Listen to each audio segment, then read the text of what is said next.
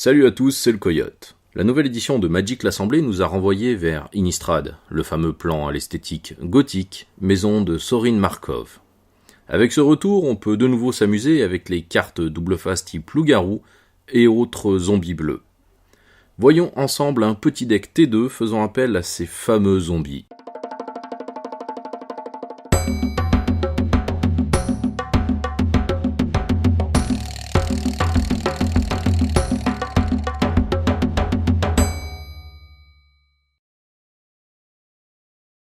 J'ai buildé ce deck en partant de la carte promo de mon premier pack d'avant-première, à savoir l'amalgame prisé.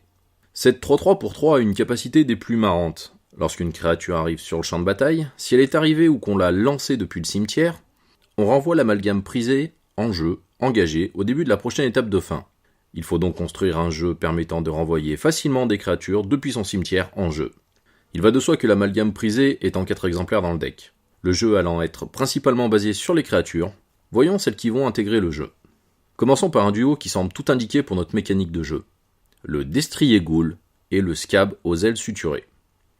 Ces deux créatures possèdent le même type de capacité. Moyennant un coup de mana et la défausse de 2 cartes de notre main, on peut les renvoyer en jeu engagés depuis notre cimetière.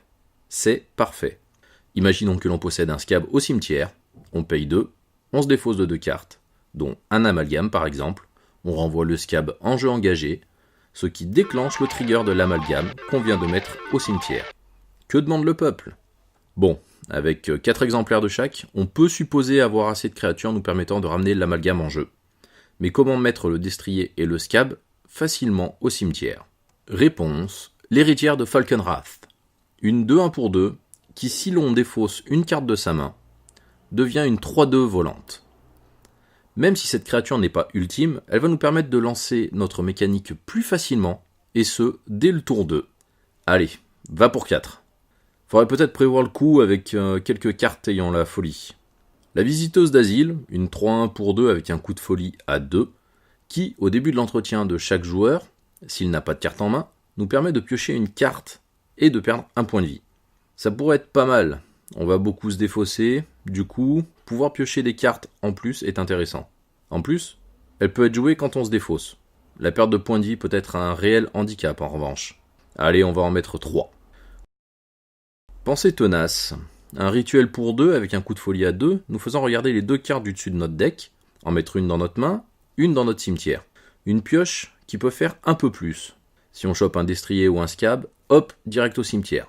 Si c'est un amalgame, une visiteuse ou une autre pensée tenace, à étudier en fonction du mana que l'on a disponible et de ce que l'on peut faire après les pensées tenaces en cours de résolution. 4 semble pas de trop. Va pas falloir arriver sans carte en main trop facilement par contre. Composant de l'énigme, un autre rituel pour 3 nous fait révéler les 5 cartes du dessus de notre deck et l'on peut mettre jusqu'à 2 cartes d'éphémère et ou de rituel dans notre main. Le reste dans notre cimetière. Plus intéressant, ça nous remplit le cimetière et la main plutôt efficacement. On va dire 4. Catalogue, un éphémère pour 3 qui nous fait piocher 2 puis défausser 1. Simple et efficace.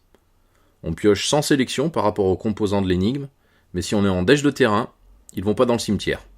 Pour changer, on va dire 4. Bon, et si ça tourne mal ?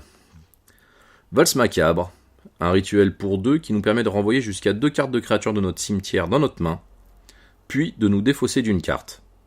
Lorsqu'on jouera, soit on aura quelque chose à défausser, soit faudra réfléchir à ce que l'on va remonter en main.